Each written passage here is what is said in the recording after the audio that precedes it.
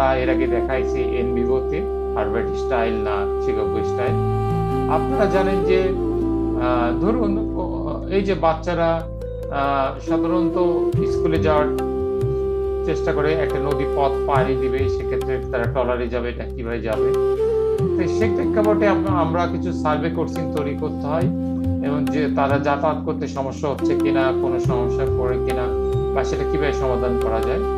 Step 2-তে যদি আমরা দেখি যে আপনার যে টার্গেট অডিয়েন্স থাকে সেটার একটা ফরম্যাটটার জন্য ক্লিয়ার হয়, এবং logical check, if and then যেন সিকোয়েন্সিয়াল যেন ইন্টারলিঙ্ক থাকে, এবং সেটা ক্ষেত্রে কিছু কিছু চিন্তা করতে হয় অনুসন্ধিৎস মন থেকে যে কিভাবে গবেষণাটা পরিচালিত হবে। সেক্ষেত্রে আপনার পিয়ার গ্রুপ বা পিয়ার কলিগদের সাথে অনেক সময় ডিসকাশন করতে হয়, আলাপচারিতা করতে হয়।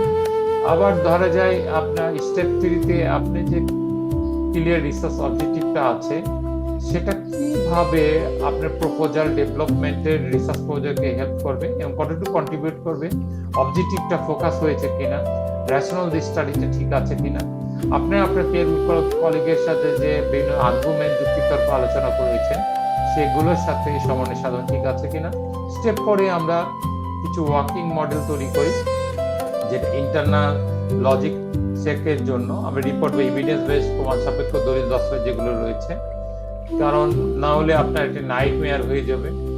সেক্ষেত্রে আপনার দুঃস্বপ্ন যাতে না হয়, সিকোয়েন্সিয়াল অর্ডারে যেন চলতে হয়। স্টেপ 5-এ আপনি ইনফরমেশনগুলো এক জায়গায় গ্যাদার করতে হবে, এবং সেগুলোর ক্ষেত্রে আপনার যে ল্যাঙ্গুয়েজ ও গবেষণার বিষয়, এখানে দেখেন এগ্রিকালচার পার্টে একটা দেখা যাচ্ছে।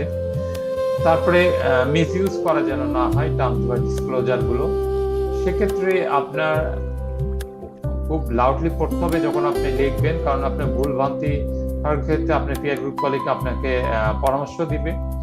সেক্ষেত্রে আপনারা চিন্তা করবেন কোন ধরনের শব্দ চয়ন করা হচ্ছে, রিডার ফ্রেন্ডলি কিনা, এবং আমার যে হাইপোথিসিস বা রিসার্চ কোশ্চেনগুলোর সাথে লিঙ্ক করে কিনা।